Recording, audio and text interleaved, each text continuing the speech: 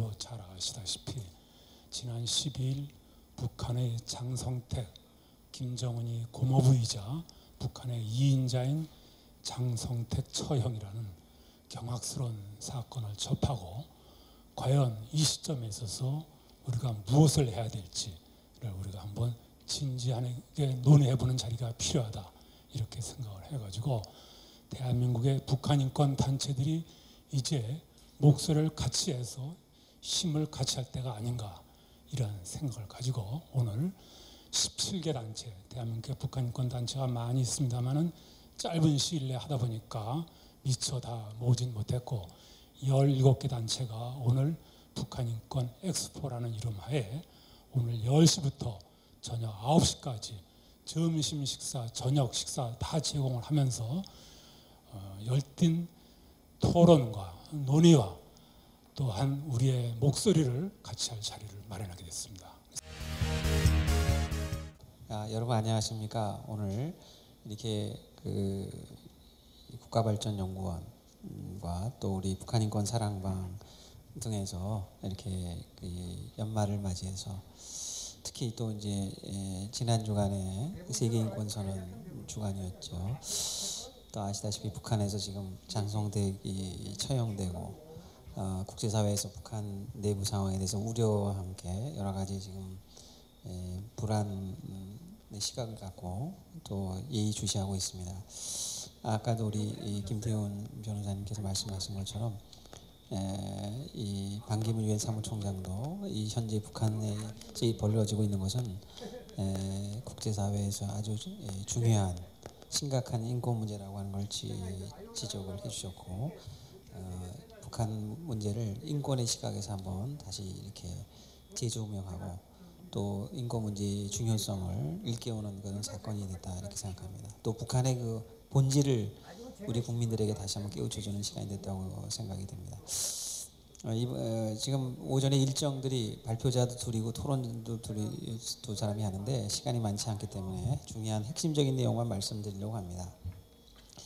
그동안의 북한 인권 운동이라고 하는 것이 유엔 인권위원회 또 유엔 총회에서 결의를 채택을 해서 북한 인권의 심각성을 환기하고 또 그러는 과정에서 이제 북한 인권의 어떤 모멘텀이 확보가 됐고 또 2004년부터 지금까지 이제 유엔에서 하나의 메커니즘을 운영하고 있는데 그게 유엔 북한 인권 특별 보고관이라고 해서 스페셜 라포터를 운영해 왔습니다. 그래서 이제 1명의 특별 보고관이 1명의 이 보좌 인력을 통해서 북한 인권에 관한 조사 활동을 한 것이죠. 그래서 매년 이제 유엔 인권위원회, 이제 후신의 인권이사회와 유엔 총회에 보고를 해왔습니다. 그리고 이제 또 2008년부터는 유엔 회원국들은 유엔 인권이사회에서 보편적 정례 검토라고 해서 UPR이라고 하는 걸 수검하도록 되어 있습니다. 유니버설 피리아딕 리뷰. 그런데 이제 이런 그 노력들도 매우 의미 있고 중요하지만 이 북한이 워낙 완강하게 국제인권교를 부정하고 그러니까 금년 3월에 그동안 많은 그 NGO들의 그 노력도 있었습니다. ICNK가 특히 주도적인 활동을 많이 했는데 북한 반인도 범죄 철폐 국제연대라는 그 다국적이고 또 여러 단체들이 참여한 인권 단체들이 있었습니다. 그래서 유엔의 문을 두드리고 그 결과 COI라고 하는 것 좀 여러분들의 입장에서는 생소할 겁니다. Commission of Inquiry라고 해서 조사위원회라고 하는 것을 금년 3월에 이제 설치하기로 유엔 인권이사회에서 결의를 채택을 했습니다. 이거는 그만큼 북한 인권 문제가 심각하다라고 하는 것을 얘기를 하는 것이고 뿐만 아니라 이제 더욱더 인권 활동가들에게 이렇게 그 주목을 하고 또 상당히 많은 인커리지랄까 이런 것을 해준 것은 뭐냐 이게 단순히 스페셜 리포팅에 그치는 것이 아니라 이제는 국제 형사적인 문제로 접어들게 되고 어떤 질적인 변화를 가져오게 됐다는 것이죠. 그래서 북한의 그 인권 문제는 단순히 국제인권규범 위반에 그치는 것이 아니라 이제는 국제 범죄 인터내셔널 크라임, 특히 그 크라임 어게인스트 휴머니티, 이 국제 범죄라고 할 때는 뭐 침략 범죄라든가 집단 살해죄라든가 전쟁 범죄라든가 그런 것이 있고, 또 하나는 이제 반인도 범죄라고 해서 크라임 어게인스트 휴머니티다, 이런 용어를 쓰고 있습니다. 그래서 이 크라임 어게인스트 휴머니티에 이른다. 뭐 대표적인 걸 둔다면 요새 뭐 공개 처형이라든가, 이번에 장석택 의원은 뭐 총살을 해놓고 그다음에 화염 방사기로 말이죠, 시신에 대해서 2차적인 모독을 했다 그럴까, 뭐 북한 잠시 비슷하게 2번이나 죽이는 행태를 했는데, 이건 반문명적인 것이죠. 비인간적이고 반문명적인 것이죠. 또 정치범 수용소 운영, 이런 거 대표적인 반인도 범죄라고 하는 것인데, 그런 것들이 있으면 조사를 해서 사실을 확정하고 나중에는 어카운터빌리티, 리걸 어카운터빌리티, 법적인 책임을 추궁할 수 있는 어떤 근거랄까, 토대를 마련하도록 하라는 것이죠. 굉장히 이거는 의미가 있는 것입니다. 그 수단의 오마르 알바시라고 하는 사람이 대통령이 있는데, 지금 국제형사재판소에서 체포영장이 발부되는데, 뭐냐면 바로 그런 수단의 경우에 다르푸르 조사위원회에서 바로 그런 활동을 해가지고 2004년에 유엔 안보리가 국제형사재판소에 회부를 했거든요. 또 시리아도 지금 그런 일들이 진행되고 있고, 또 리비아의 경우에도 카다피도 마찬가지 이런 COI라는 제도를 거쳐서 이제 국제형사재판소로 이제 이행이 되는 것이죠. 그런 점에서 이 북한 인권 COI가 상당히 의미가 있고 중요합니다. 그 내용, 자세한 내용은 제가 시간 관계상 생략을 하겠고요. 그런데 이제 금년 8월에도 그랬고, 유엔에는 유엔 인권 최고 대표 사무소라는 게 있습니다. 유엔 인권 고등판무관이라고 하는데, 거기에 지원 인력, COI, 북한 인권 COI를 지원하는 인력이 와서 뭐 북한 인권 COI 1년 했는데 그게 뭐 연장 가능성에 대해서 상당히 무게를 두지 않더라고요. 또 ICC 제소하는 건 아직 자기들의 생각, 뭐 유엔 인권이사회 결의문에는 그게 나오는데, 또 우리 김태훈 그 변호사님도 지난달에 제네바를 방문하고, 또 이제 그 6.25 전쟁 납북자 문제에 관해서 또 네덜란드 헤이그에 가서 국제형사재판소에다가 이제 고발장을 접수를 했는데, 고소 내지 고발장을 접수했는데, 그런 과정에서 이제 유엔의 그 직원들, 또 COI 분위기를 이렇게 탐문해 보니까 이 연장 가능성이 이렇게 높아 보이지 않는다 이거죠. 그래서 왜 그럴까에 대해서 제가 거의 이제 9페이지에 보면 도표도 나와 있는데, 그 동안에 북한 인권까지 포함한 7개의 COI가 설치가 됐습니다. 뭐 또 팩트 파인딩 커미션까지 하면은 뭐 10몇 개가 되는데, 그거 보면은 그 보통 한 4개 거는 3개월에 조사 활동을 아주 신속하고 빠르게 대처를 했어요, COI가. 그래가지고 안보리나 인권이사에 보고를 하고 그 후속 조치가 갖는 것이죠. 그런데 리비아, 이 카다피 리비아의 경우는 6개월의 임무 기간 맨데이트를 주고 한 번 연장을 해서 1년 동안 활동했습니다. 그러니까 5건은 1년 이내에 활동이 끝난 거죠. 다만 이제 시리아의 경우는 3년 동안 지금 계속 활동하고 있습니다. 내년 2월, 3월까지 가면 3년 동안 활동하고 있고, 또 향후 어떻게 될지 모르죠.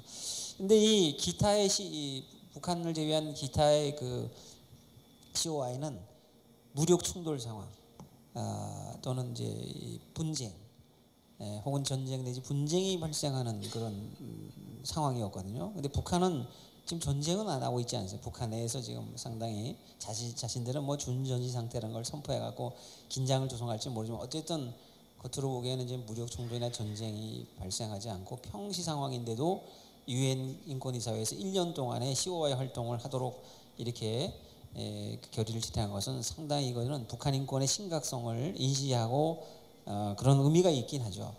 그런데 이게 예산 문제도 있고, 또 그 내년에 14년에는 중국이라든가 또 쿠바, 멕시코, 러시아 이런 나라들이 지금 인권이사회 이사국에 지금 이제 복귀를 하게 되는데, 여러 가지 이게 쉽지 않은 거죠.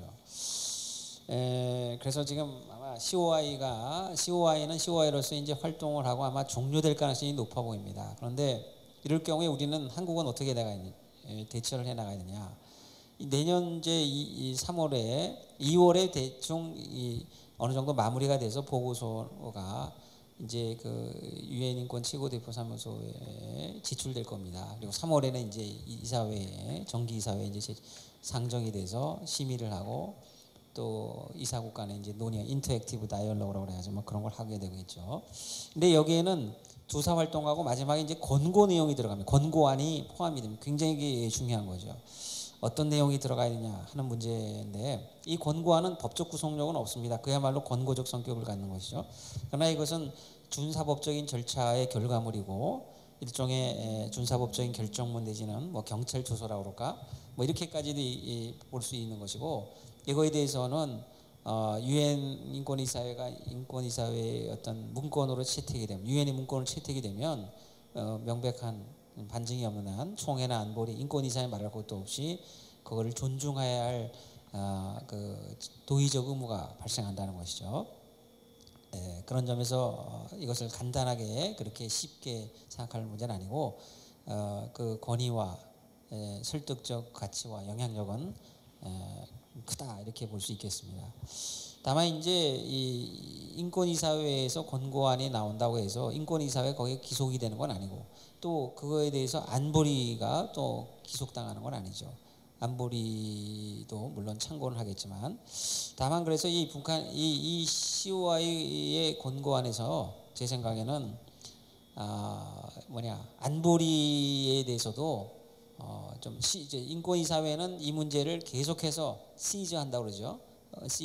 be seized of the matter. 계속 이 문제를 계류하고 붙잡아두고 태클하고 이러는 건데 인권이사회뿐만 아니라 안보리에 대해서도 주의를 환기하고 또 관심과 개입을 촉구하는 내용이 좀 들어가야 된다는 것이죠. 근데 안보리는 원래 국제평화 안전을 관한 사항을 다룹니다.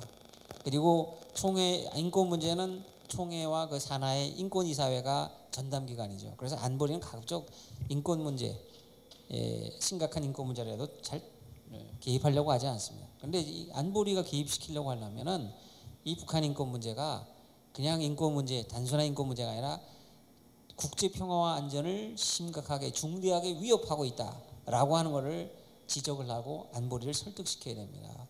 그래서 지금 북한이 지금 핵 개발도 하고 핵 무장도 하고 말이죠. 또 미사일 장거리 미사일 발사도 하고 또 대남 무력 도발도 하고 이 동북아의 평화와 안정을 깨트리는 그런 그 위협 세력으로 존재하고 또 등장하고 있는데 거기에 그 근원에는 북한의 수령 독재, 또 유일 사상 체계 이런 그 또 극심한 인권 탄압이 그 뿌리로 작용하고 있다는 것을 우리가 지적을 하고 안보리는 북한 문제에 관한 안보 문제와 인권 문제를 같이 다뤄야 된다. 이런 식의 논리 구성을 해서 안보리에게도 이제 그 개입을 촉구해야 된다는 것입니다. 그럼으로써 이 북한이 정부가 북한 당국이 북한 주민에 대한 인권 보호의 책임, 1차적 책임이 있는데 그거를 방기하고 안 하니까 국제사회가 2차적인 책임으로 secondary responsibility로 북한 주민의 인권 보호에 나서야 된다. 소위 R2P라고 그러죠. Responsibility to Protect에서 국제사회의 인권 보호 책임. 그거는 문명사회의 요구고 유엔의 목적과 정신에 부합하고 이런 거를 해야 됩니다. 유엔 안보리가 뭐 당장 어떤 후속적인 액션을 취하지 않더라도 다 의사 일정에 이게 상정이 되도록 우리가 계속해서 한국 정부를 비롯해서 유관국 정부 협력을 하고 말이죠. 그래서 후속 조치가 나오지 않더라도 안보리의 의제 상정이 되는 것 자체만으로도 저는 의미가 있고 북한에 대한 상당한 경고적인 작용을 가져올 거라고 생각합니다. 그리고 북한이 2009년 12월에 1차 북한 인권 UPR을 받았는데 내년 5월로 제가 생각하고 있는데 2차 북한 인권 UPR을 받도록 되어 있습니다. 2009년에 했을 때 국제사회가 167개 권고를 했는데 하나도 수용한 게 없습니다. 서포트하지 않고 억셉트를 하지 않았어요. 그런 나라는 지구상에 지금 북한 외에는 사실상 없다. 이거는 유엔을 무시하고 유엔의 UPR을 무시하는 것이고 인권이사회를 국제인권을 무시하는 거잖아요. 이런 나라에 대해서 국제사회가 아무것도 안 한다. 이거는 문제가 있는 거죠. 손 놓고 이제 뭔가 특단의 대책을 강구하도록 우리가 국제사회에 대해서 또 유엔 인권이사회에 대해서 압박을 가하고 조치를 취하도록 해야 된다. 북한이 이 아무런 저렇게 국제 규범을 무시하고 이 아나무인처럼 나오고 있는데 이것을 가만 놔둔다면은 안 된다는 것이죠. 그다음에 특별보호관이 이제 만약에 UPR이 아니라 이제 COI가 제도가 만약에 이제 중단이 될 때 유엔 북한 인권 특별보호관은 계속 존속하도록 우리가 해야 되겠죠. 그것마저도 이제 뭐 활동을 못하도록 하는 그 노력이 없지 않아 있을 거라고 생각이 되는데 그거는 뭐 안 된다고 생각이 되고 다만 이제 유엔 북한 인권 특별보호관이 기존의 활동에 그치지 않고 단순히 조사에서 리포팅에 그치지 않고 이번에 COI가 했던 활동 반인도 범죄를 조사하고 법적 책임을 중화하는 그런 노력들 승계를 해서 계속하도록 하고 매년 보고서에서 자기가 제한된 시간 범위 내에서 인력 갖고 활동을 한 결과를 그 정식 보고서에 첨부를 해서 반인도 범죄 조사에 대한 결과를 말이죠 첨부를 하고 그걸 근거로 계속 남도록 해야 된다 이거죠. 그 향후 안보리가 됐든 또는 ICC 제소가 됐든 그런 것들을 해 나가도록 우리가 할 필요가 있다는 것입니다. 그리고 그 동안에 또 이 유엔 인권위 사회에는 수많은 실무 그룹이 있습니다. 그래서 통영의 딸이라든가 또 우리 칼기 납북자라든가 또 정치범 수용소 출신 탈북자라든가 이런 탈북자들이 또 유엔 인권위 사회 산하의 워킹 그룹에 대해서 지금 진정서를 많이 제출해냈는데 그런 노력들을 앞으로 계속 해야 된다는 거 생각하죠. 이것이 결국 장기적으로는 ICC로 가는 준비 과정이 될 거라고 생각합니다. 시간이 자꾸 많지 않은데 그리고 저는 계속 제가 인권대사 할 때도 얘기를 했는데 이게 잘 이루어지지 않는 거죠. 유엔 총회 결의가 좀 너무 약하다. 그리고 같은 내용만 되고 있는데 유엔 회원국들에 대해서 가능한 범위 내에서 그 나라가 북한 인권 개선을 위한 법을 제정하고 또 정책적인 노력을 좀 더 강화하고 국제 협력, 외교적 협력을 강화하라는 내용을 좀 집어넣어라. 그러면은 우리 나라가 지금 북한 인권법 제정하는데도 지금 여야가 갈리고 제정이 안 되고 있잖아요. 부끄러운 일이잖아요. 미국, 일본은 하고 있는데 이런 북한 인권법의 세계적 확산을 위해서 노력해야 되는데 그것이 유엔 총회 결의에 좀 들어가면 좋겠다는 것이죠. 제가 2008년부터 얘기했는데도 이게 안 되고 있습니다. 해야 되겠고 영국의 영국의 하원의원이었나요? 한번 몇 년 전에 재작년쯤 된 것 같은데 우리 국회의장에 대해서 이렇게 북한 인권법에 조속한 통과를 촉구한 일이 있었습니다. 영국의 상원의원이었던 것 같습니다. 그런 영국, EU 또 미국 이런 여러 나라의 국회의원들이 많이 우리 국회의장이나 야당 대표들에게 편지를 좀 보내서 좀 북한 인권법에 조속히 하도록 노력을 할 필요가 있고 그다음에 국제형사재판소가 북한 인권에 대해서 당장 뭐 인게이지하고 후속 조치하는 데는 좀 시간이 걸리겠는데 2010년에 말이죠. 이 송상현 국제형사재판소장하고 모레노 오캄포라는 이 수석검사, 또 프로시큐터가 천안함 연평도 사건 한 직후에 프리리미너리 이그제미네이션, 프리리미너리 리뷰라고 그러는데 예비 조사를 착수하겠다고 발표를 했어요. 유엔 본부에서 기자회견하면서. 그럼 그거에 대해서 예비 조사한 결과가 뭐냐 말이죠. 혹은 후속 조치를 좀 이행을 촉구한다든가 그거에 대해서 NGO들이 나서서 말이죠. 연대 성명을 한다든가 국제형사재판소에 압박을 가할 필요가 있어요. 천안함 연평도는 백준내자세 말이 대한민국 영토를 포격했고 말이죠. 거기다 사람도 죽었잖아요. 그거에 대해서 예비조사 착수하고 그냥 아무 후속 조치 없고 그냥 우리가 내버려두면 안 됩니다. 그래서 NGO들이 국제사회, 국제기구에 대해 자꾸 가서 얘기를 해야 그 사람들도 액션을 취합니다. 그런 것들을 위해서 여러 NGO들이 노력해 주시고 오늘 또 이 북한 인권 엑스포를 여는데 여기 참석한 단체뿐만 아니라 전 대한민국 인권단체와 해외 인권단체들이 나설 필요가 있다. 그리고 제가 이런 아이디어를 내는데 2000년에 말이죠. 일본 동경에서 세계 여러 나라의 NGO들이 종군 위안부 문제를 갖고 국제 민간 법정, 국제 민간 형사재판소를 개정을 해갖고 판결문도 내리고 그런 적이 있었어요. 일본 정부가 상당히 싫어했죠. 그런 비슷한 것을 저는 국제 민간 형사재판소를 만들어서 이 국제 형사재판소는 여러 가지 규제가 있고 말이에요. 절차적 조건들이 있다. 인적, 물적 여러 가지 시간적 관할권이 있는데 이걸 갖고 좀 액션을 취했으면 좋겠습니다. 그래서 내년 4월에 뭐 북한 자유 주간에 줘도 좋고 아니면 별도의 좀 시간이 걸리고 준비를 해야 되니까 그래서 우리 아무래도 이 변호사들이 좀 많이 나서줘요. 한 변이 좀 나서줘야 될 것 같아요. 재원을 좀 확보해서 국제 시민사회 이름으로 북한 반인도범죄 재판소를 개정을 해서 인류의 이름을 단죄하고 국제적인 압박을 가하는 노력을 했으면 좋겠다는 것이고 또 유니세프 아동인권이나 유엔 여성이라든가 세계 식량위 이런 데서 해당 인권에 대해서 좀 다각적인 노력을 전개하고 북한을 설득 압박을 할 필요가 있다. 그리고 이것도 제가 2008년부터 얘기했는데 북한 인권 대사 협의체를 만들자. 한국, 일본, 뭐 미국 이런 나라들 있잖아요. 관심 국가들, EU 국가들, 캐나다, 호주 같은 나라 관심이 있어요. 이런 나라들이 만들어서 북한 인권 대사 협의를 하자. 지금 6자 회담 지금 안 되고 있잖아요. 제가 이 북한 인권 대사 협의체 제기할 때 우리 외교부도 그렇고 아직 6자 회담이 먼저 전개되고 있으니까 이건 좀 나중에 하자 그러는데 지금 6자 회담 안 한 지가 벌써 뭐 5년도 넘어가잖아요. 그러니까 이제는 북한 인권 대해서 북한 인권 회담, 다자 회담을 할 필요가 있다.